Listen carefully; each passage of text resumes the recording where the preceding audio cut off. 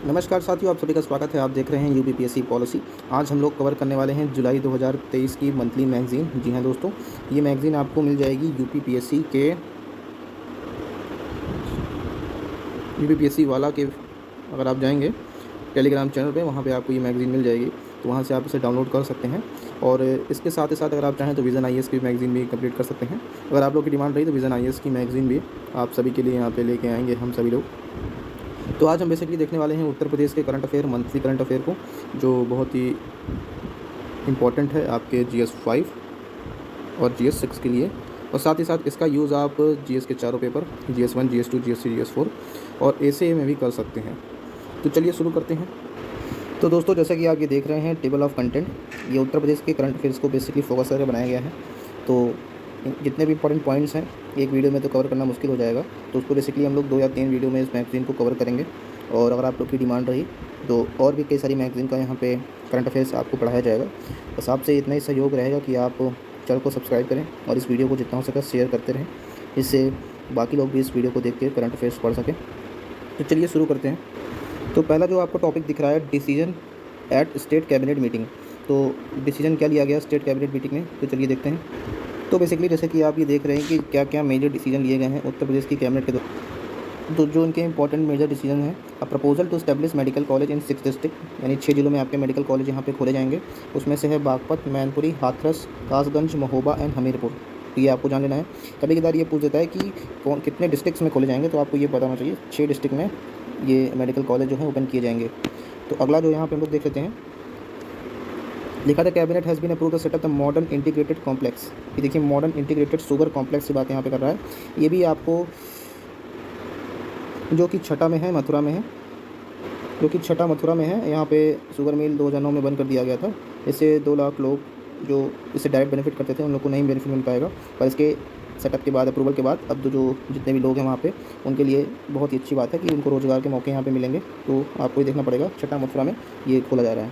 अगला जो डिसीजन वो है, the cabinet approve the several other important decision which including allotment of land, setting of Mahatma Buddha university of agriculture. देखिए ये सारे क्वेश्चंस जो होते हैं ना, ये आपके एग्जाम्स में इसको आप नोट करके रख लीजिए। ये पक्का जितने भी आपके आर एग्ज़ाम होने वाले हैं, जितने भी उत्तर प्रदेश के एग्ज़ाम होने वाले हैं, ये क्वेश्चन तो आपको यहाँ पे डेफिनेटली आपको देखने को मिलेंगे। लिखा है Mahatma Buddha university of agriculture and technology. अब ये पूछेगा कि कहाँ पर स्टैब्लिश किया गया है, तो आधे बच्चे लोग कन्फ्यूज आएंगे, तो आप इसको नोट कर सकते हैं। ये PDF में आपको, जैसे हाईलाइटेड फॉर्म में आपको PDF हमारे टेलीग्राम ग्रुप पे आपको मिल जाएगी। तो डिस्क्रिप्शन में आप देख सकते हैं कि बस आपको उसको डाउनलोड करना है और जो हम लोगों ने हाईलाइट किया है उस पर आपको फोकस करना है, बाकी आपको कोई देखने की ज़रूरत नहीं है। तो Mahatma Buddha university of agriculture and technology जो कि कुशीनगर में है, तो इसको आप नोट कर लीजिए, कुशीनगर। और क्या कहा जा रहा है इसमें कहा जा रहा है land for establishment of indoor Israel centre of excellence. Indoor Israel centre of excellence जो कि फॉर फ्रूट, ये फ्रूट्स के लिए है, ये भी कौशाम्बी में खोला जा रहा है। तो ये सब चीज़ें आप नोट करके रखिएगा कि महात्मा बुद्ध यूनिवर्सिटी कहाँ पे है, कुशीनगर में है। Indore Israel centre of excellence for fruit कहाँ पे है, तो कौशाम्बी में आपको पड़ेगा। कौशाम्बी के अगल बगल के ज़िले जो हैं वो भी आपको ध्यान रखने हैं। तो कमेंट बॉक्स में बताइए क्या कौशाम्बी जो है वो प्रयागराज से बॉर्डर शेयर करता है कि नहीं। अगला जो इंपॉर्टेंट कैबिनेट डिसीजन है वो है, the cabinet has approve to change the name of Uttar Pradesh national law university Prayagraj. Uttar Pradesh की जो नेशनल लॉ यूनिवर्सिटी प्रयागराज में है उसका नाम यहाँ पे चेंज करके doctor Rajendra Prasad national university कर दिया गया है। तो ये भी आपको यहाँ पे जान के रखना है। अगला यहाँ पे क्या कह रहा है, along with this the cabinet today also approve the running of heliports in Agra Mathura. Agra Mathura में हेलीपोर्ट्स की यहाँ पे बात की जा रही है। तो थ्रू द प्राइवेट इन्वेस्टर के थ्रू ये कोलैबोरेशन किया जाएगा, स्टैंड विद PPP मॉडल, यानी पब्लिक प्राइवेट पार्टनरशिप मॉडल, जो कि आगरा और मथुरा में यहाँ पे देखने को मिलेगा हमें। Which increase the tourist arrival and generate employment, जो कि टूरिस्ट को अट्रैक्ट करेगा, साथ ही साथ एम्प्लॉयमेंट को जनरेट करेगा। अगला जो इंपॉर्टेंट डिसीजन है, the cabinet has been recognise the Jagat गुरु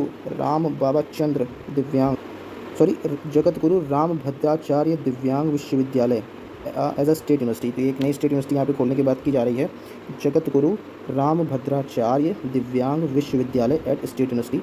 इसको ऐसा स्टेट यूनिवर्सिटी के फॉर्म में देखने को बात की जा रही है, खोलने की बात की जा रही है, जो कि दिव्यांग यूनिवर्सिटी इन द स्टेट होगी। Additional there will be additional, यानी अतिरिक्त दिव्यांग यूनिवर्सिटी स्टेट होगी ये, इसको भी आपको यहाँ पे देख के रखना है।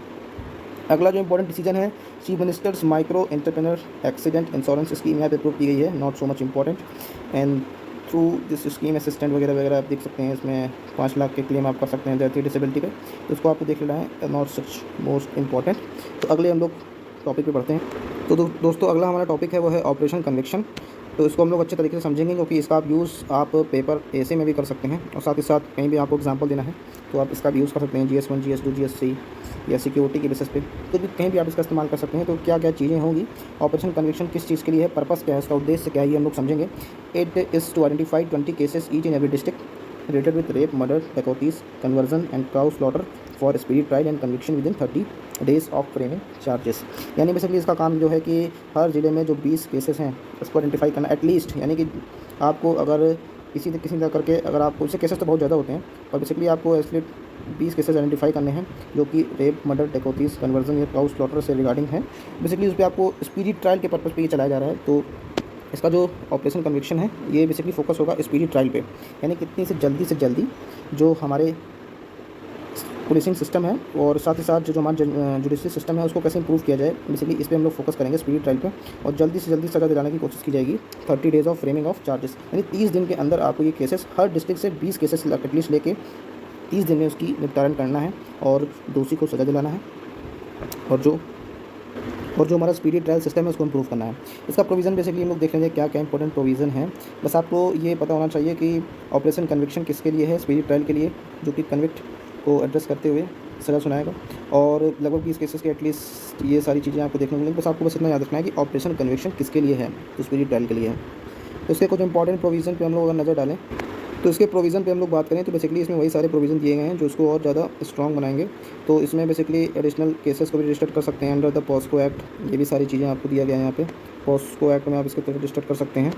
और ये नॉट सो मच इतना इंपॉर्टेंट है, ये बेसिकली मेंस में आपसे पूछ सकता है कि ऑपरेशन कन्विक्शन जो है वो किस चीज़ के लिए है और इसमें क्या क्या प्रोविज़न है, तो आप इसको यहाँ से देख सकते हैं।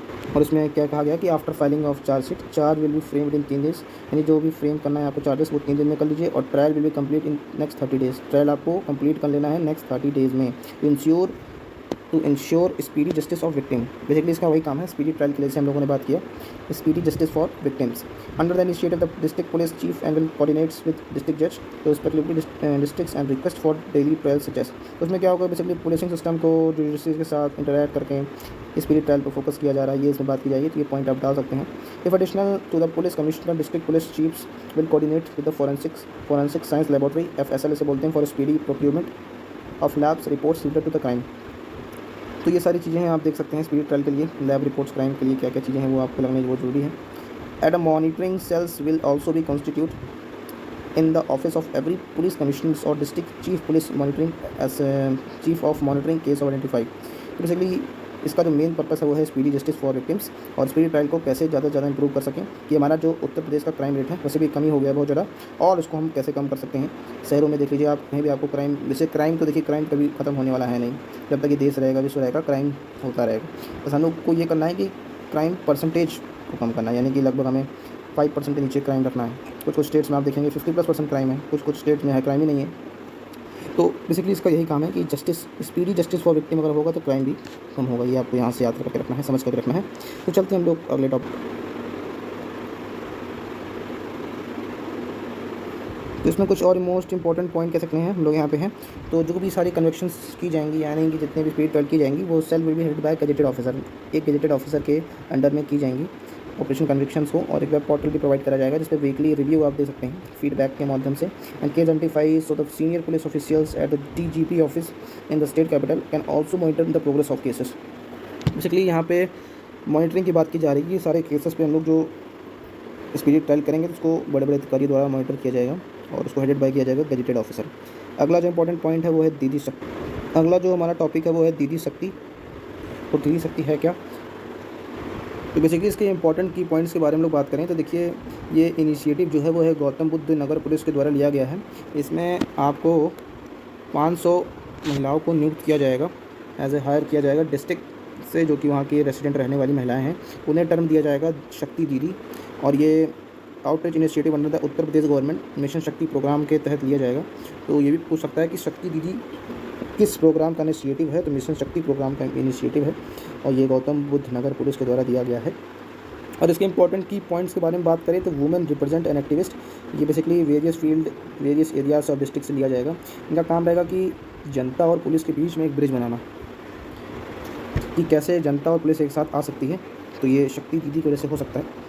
जैसे कि हम लोग देखते हैं कि एग्जाम्पल के तौर पे गवर्नर क्या होता है, तो सेंट्रल और स्टेट गवर्नमेंट के बीच में ब्रिज के तरीके से काम करता है। उसी प्रकार से जो शक्ति दीदी होंगी वो पुलिस और पब्लिक के बीच में ऐसे ब्रिज के रूप में काम करेंगी। इनका बेसिकली रोल रहेगा स्ट्रीम लाइनिंग वुमेन सेफ्टी को इंश्योर करना, साथ ही साथ अवेयरनेस बढ़ाना। कोई ऐसे कंप्लेन है, कभी कभार डायरेक्ट पुलिस के पास कंप्लेन नहीं आती है, तो शक्ति दीदी के माध्यम से वो कंप्लेन जो है पुलिस के पास जा सकती है। अवेयरनेस को बढ़ाना, वेरियस स्कीम्स, जितनी भी नई नई स्कीम्स आ रही हैं वुमेन सेफ्टी के बारे में, एम्पावरमेंट के बारे में, उसको लोगों तक पहुंचाना। और इसके और ऑब्जेक्टिव्स के बारे में बात करें तो the objective to ensure that every household is aware of the policies and schemes. यानी हर हाउस होल्ड जो उनके डिस्ट्रिक्ट में आता है, उनका काम ये रहेगा कि पॉलिसीज़ और स्कीम्स को बताना, इम्प्लीमेंट्स करना by the state government, promote women safety and empowerment. इसलिए ये था इंपॉर्टेंट पॉइंट। अगर आपको ये वीडियो अच्छी लग रही है तो आगे हम इस सीरीज़ को कंटिन्यू करेंगे। आपका फीडबैक बताएगा कि आगे हम इस मैगज़ीन को ख़त्म करेंगे। उस मैगज़ीन तो बहुत बड़ी है, पर बेसिकली मैं आपको एक घंटे में वीडियोस बना के ये सारी मैगज़ीन ख़त्म कर दूँगा 2 से 3 वीडियो में। ये बेसिकली आपका एक डेमो वीडियो था। तो अगर आपको अच्छा लग रहा हो ये करंट अफेयर, तो यहीं से हम लोग कल शुरू करेंगे। तो आपके रिस्पांस का यहाँ पे मैं वेट करूँगा। जैसा रिस्पांस रहेगा उस हिसाब से मैगज़ीन आपकी ख़त्म करा दी जाएगी, और इसकी जो PDF है आपको प्रोवाइड करा दिया जाएगा टेलीग्राम ग्रुप में। इससे आप डायरेक्ट निकाल के पढ़ सकते हैं, या फिर यही हाईलाइटेड पॉइंट्स बस आप एक तरीके से नज़र ऊपर घुमाते हुए देख सकते हैं। तो बहुत ही आसानी होगी आपको पढ़ने में। जब आप इसको दोबारा पढ़ेंगे तो आपको सारी चीज़ें आपको क्रिस्टल क्लियर हो जाएंगी।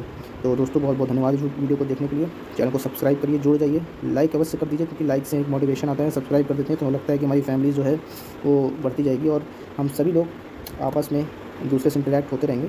तो वीडियो देखने के लिए बहुत बहुत नमस्कार। आपका दिन शुभ हो। धन्यवाद।